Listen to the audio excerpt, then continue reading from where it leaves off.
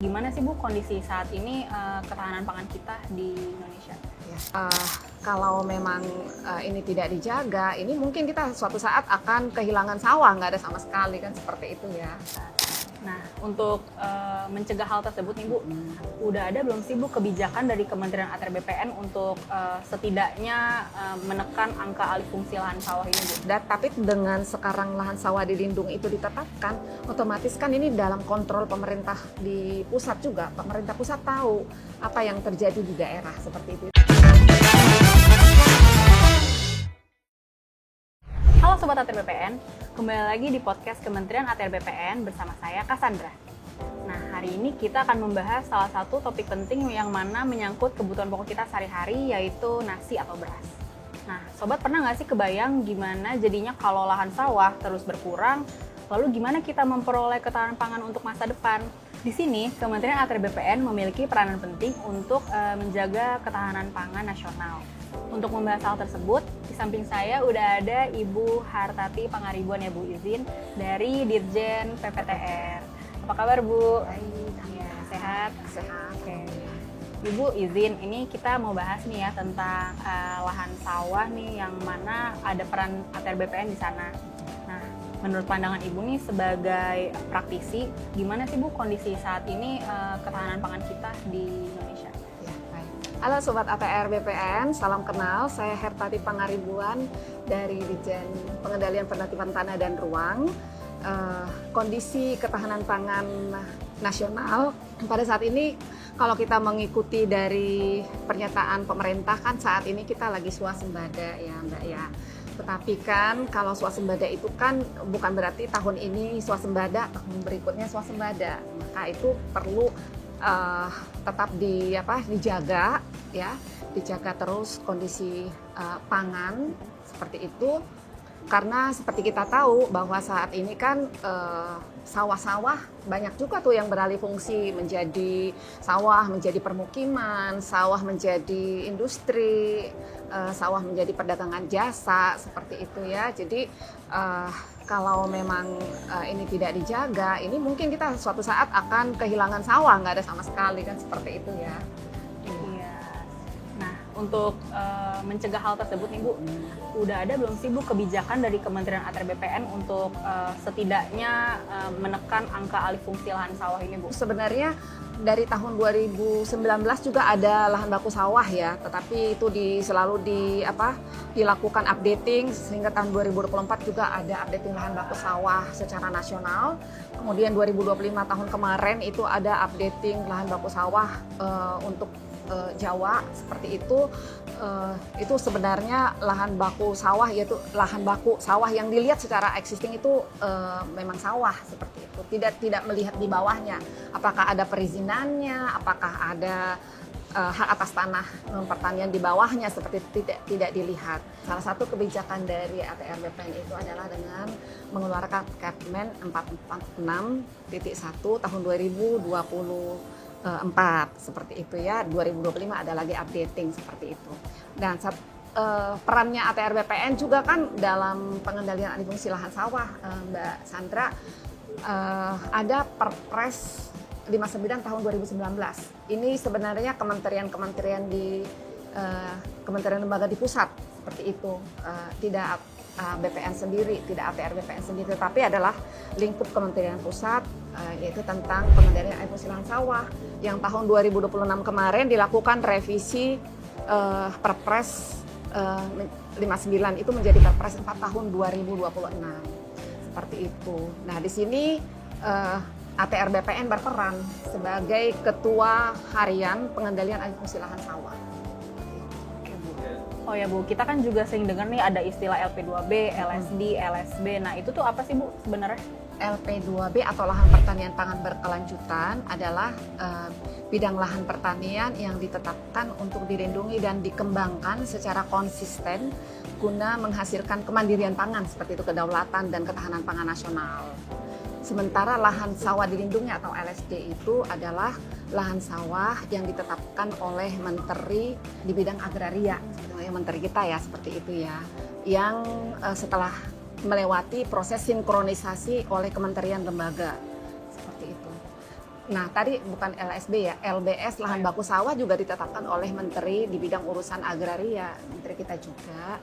Tetapi kan dia melihat lahan baku sawah, masih baku sawah gitu. Yang dilihat dia sawah, dilihat dia sawah, belum melihat di bawahnya seperti apa, itulah LBS. Oke Bu. Nah, terus kan sempat dengar juga nih pemerintah menetapkan adanya 87% itu LBS itu menjadi LP2B atau LSD ya Bu. Nah, itu kenapa sih Bu penetapannya di angka 87%? Oke. Sebenarnya bergerak dari astacita dari presiden kita ya, astacita yang kedua dalam rangka memantapkan sistem pertahanan keamanan negara dan mendorong kemandirian bangsa melalui swasembada pangan, energi, air, ekonomi kreatif, ekonomi hijau, ekonomi biru, seperti itu. Jadi ditetapkan di Perpres nomor 12 tahun 2025 RPJMN 2025 sampai 2029. Nah, di situ disebutkan ada 87% dari LBS menjadi LP2B. Itu sih. Jadi dari RPJMN dari Perpres 12 tahun 2025 sebenarnya. Nah Bu, gimana sih Bu prosedurnya nih Bu? Mungkin prosedur singkatnya biar kita kebayang gimana sih penetapannya LSD ini? Proses penetapan LSD ini sebenarnya dalam perjalanan yang tidak pendek ya, tidak singkat seperti itu. Jadi pertama sekali itu kita baseline-nya itu adalah LBS. Tadi kan kita udah bahas tentang LBS itu ya, yang ditetapkan oleh Menteri Agraria juga. Dilihat, diambil data LBS, kemudian kita melakukan klarifikasi ke pemerintah daerah. Seperti itu, mana nih yang jadi faktor-faktor pengurang atau misalnya hak atas tanah non pertanian yang ada di bawahnya, kemudian perizinan, kemudian kondisi existing non sawah, seperti itu kita ambil dokumen tersebut dari pemerintah daerah mestinya seperti itu. Nah, ibaratnya kalau LSD itu adalah LBS yang sudah digunting, ibaratnya dikurangin dengan faktor pengurang tersebut, itu LSD. Nah, setelah itu dapat sudah tidak ada lagi misalnya data dari daerah seperti itu, dilakukan klarifikasi. Kita masih tanya ulang lagi, oh seperti ini ya LSD indikatif, jadi begini nanti di kabupaten Bapak Ibu Saudara, seperti itu kan. Nah, kalau selanjutnya nanti setelah itu dilakukan lagi sinkronisasi. Sinkronisasi ini sebenarnya dalam rangka untuk menyinkronkan dengan kementerian lain. Misalnya batas administrasi itu kita ini ke Kemendagri, seperti itu kan. Kemudian untuk kawasan hutan kita ini ke Kementerian Kehutanan. Kalau misalnya terkait irigasi ke PU, terkait cetak sawah ke Kementan. Seperti jadi terlibat kementerian lembaga ini semuanya berperan. Termasuk nanti BIG melakukan QC untuk peta LSD tersebut. Nah Bu, kan dari tadi bicara tentang pemerintah menetapkan. Nah, kalau kita nih sebagai masyarakat gimana sih biar tahu kalau lahan itu udah ditetapin LSD Bu? Apakah ada websitenya gitu Bu yang bisa kita akses? Iya, kalau LSD mungkin bisa dilihat di kabupaten kota atau wilayah ya, kantor wilayah BPN. LSD itu ada di peta LSD itu waktu ditetapkan pada tanggal 16 Desember tahun 2021 sesungguhnya itu dikirimkan ke pemerintah daerah di 191 kabupaten kota dan juga di kantor pertanahan dan juga kantor wilayah. Jadi peta itu ada di sana, masyarakat boleh sebenarnya mendapat informasi tersebut. Seperti itu. Nah Bu, kalau misalnya lahan kita yang udah LSD, nah ternyata kita pengen nih ada perubahan fungsi lahan sawah itu. Nah itu ada nggak sih Bu syarat dan proses yang harus kita tempuh, dan apakah lahan LSD ini bisa dijual Bu? Oke, pertama satu dulu ya, karena kan pertama itu kalau misalnya persyaratan melakukan perubahan penggunaan pemanfaatan tanah seperti itu berarti ya, kalau saya tangkap ya Mbak Sandra ya.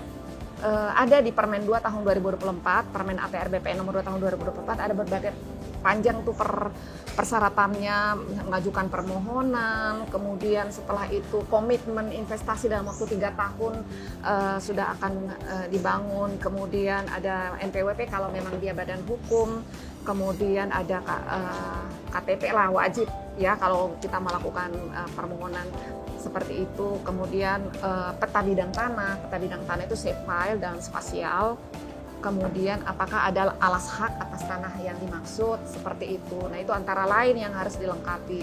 Tapi kan saat ini kan sedang moratorium ya, Mbak Sandra ya, jadi kan moratorium ini mungkin dalam pemenuhan ke 87% ini sebenarnya, jadi belum bisa dilakukan seperti itu. Kemudian tadi ada pertanyaan keduanya, Pak. Tadi kalau untuk LSD ini Bu, bisa nggak sih Bu kita jual atau diwariskan gitu lahannya? Oke, untuk lahan sawah dilindungi ini kan sebenarnya misalnya saya punya lahan bahwa dia statusnya lahan sawah dilindungi seperti itu, ya bisa aja dijual, tetapi kan perubahan penggunaan tanahnya kan tidak bisa berarti sembarangan juga ya. Kemudian apalagi diwariskan. Bisa banget diwariskan kepada keturunannya ya? Bisa. Jadi hanya sebenarnya status aja sebenarnya lahan sawah dilindungi dia sawah seperti itu. Ada nggak sih Bu risiko jika kita merubah penggunaan fungsi lahan ini Bu yang tanpa prosedur yang tepat gitu? Mestinya ada ya. Itu kan sebenarnya kita merubah pemanfaatan ruangnya. Jadi nanti ini lebih ke ranah ke penertiban ruang, bukan di kami ini, tapi secara tata ruang perubahan penggunaan pemanfaatan ruang pasti ada mungkin sanksi administrasi atau apa, saya kurang mendalami, tetapi ada itu di direktorat yang pemanfaatan ruang atau penertiban seperti itu. Nah Bu, kan dari tadi kita udah ngebahas gimana pemerintah menetapkannya, terus bagaimana masyarakat tahu lahannya sudah ditetapkan LSD atau belum. Nah, untuk dari yang sudah diterapkan nih Bu, gimana sih Bu sejauh ini progres penerapan kebijakan LSD ini yang ada di sejumlah daerah gitu Bu? Mungkin bisa sharing ke kita salah satu contohnya di daerah mana gitu Bu? Iya, penerapan kebijakan penetapan lahan sawah dilindungi ini sebenarnya baru di 8 provinsi ya, 151 kabupaten kota, yaitu Jawa, Bali, Nusa Tenggara Barat, dan Sumatera Barat. Jadi di 8 provinsi sebenarnya ini lumbung pangan seperti itu. Kalau kita lihat sih sebelum LSD ini ya, alih fungsi itu kan sangat marak. Ibaratnya pemerintah pusat tidak tahu apa yang terjadi di daerah. Seperti itu. Tapi dengan sekarang lahan sawah dilindungi itu ditetapkan, otomatis kan ini dalam kontrol pemerintah di pusat juga. Pemerintah pusat tahu apa yang terjadi di daerah seperti itu. Itu salah satu sebenarnya poin yang kita harus kita akui bahwa itu tidak loss seperti itu ya, seperti itu. Kalau kita lihat sih. Jadi penerapannya antara lainnya di situ di 8 provinsi menurut saya sih terkontrol seperti itu, karena ada hal yang tidak bisa kita kontrol karena kita tidak pegang kan. Ini karena kita pegang, kita tahu barangnya, berarti kita bisa kontrol seperti itu. Itu sih kalau menurut saya. Jadi sebenarnya kebijakannya itu ya so far di tiap daerah tuh masih ongoing gitu Bu ya. Iya. Dan tapi ada juga kan Bu yang dari daerah itu menuju untuk LSD itu juga ada kan? Ada. Sekarang ini sebenarnya 12 provinsi yaitu Kalimantan dan Sumatera itu lagi proses penetapan LSD udah tahap sinkronisasi namanya, itu sebenarnya sudah tahap terakhir dari rangkaian dari penetapan lahan sawah dilindungi. Next-nya lagi adalah 17 provinsi. Jadi Indonesia Timur, Papua, Ambon, Maluku dan seterusnya NTT seperti itu juga akan ditetapkan. Kalau rencana sih tahun ini juga seperti itu. Nah tadi dari penjelasan Ibu kan sebenarnya tuh kita udah dapat insight nih Bu kalau sebenarnya pemerintah itu sudah menuju ke ketahanan pangan nasional yang mana menjaga lahan sawah agar tetap menjadi sawah ya Bu. Ya. Nah untuk kedepannya nih Bu, ada nggak sih Bu dari Kementerian ATR BPN kedepannya itu gimana sih Bu agar kebijakan ini terus ada gitu? Iya, baik. Seperti tadi itu ya rangkaiannya ada LBS, LSD, kemudian LP2B. LSD ini adalah bridging menuju ke LP2B, jembatan seperti itu. Apabila nanti LSD ini dikawal sampai terintegrasi dalam rencana tata ruang dari satu kabupaten kota, mestinya ini kan sudah aman gitu. Dia menjadi LP2B. Nah, LP2B ini kan kalau Undang-Undang 41 tahun 2009 dia bisa beralih fungsi hanya di 3, yaitu di PSN, kemudian di kebencanaan, kemudian kepentingan umum. Nah, seperti itu. Dan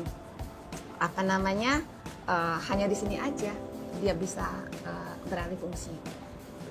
Dan itu nanti kalau alih fungsi, sedangkan ini aja yang 3 ini saya sebutkan tadi itu beralih fungsi, itu juga tetap melakukan penggantian lahan kalau Undang-Undang 41. Jadi sebenarnya yang akan dilakukan ATR BPN adalah setelah LSD ini akan diintegrasikan ke dalam rencana tata ruang. Kalau dia terintegrasi masuk dalam rencana tata ruang, ibaratnya dia sudah dikawal, dia seperti itu, sudah dikurung lah di dalam situ, sehingga akan sulit dia beralih fungsi. Itu sebenarnya goalnya di situ.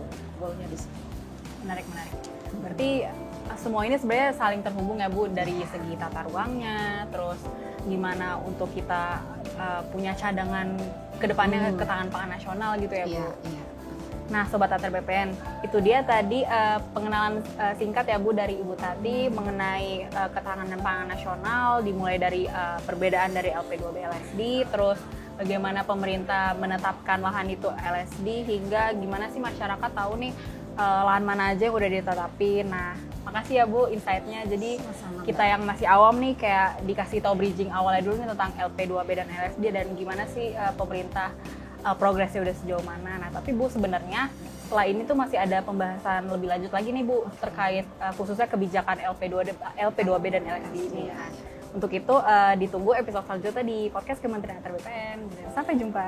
Dadah. Sampai jumpa, dadah.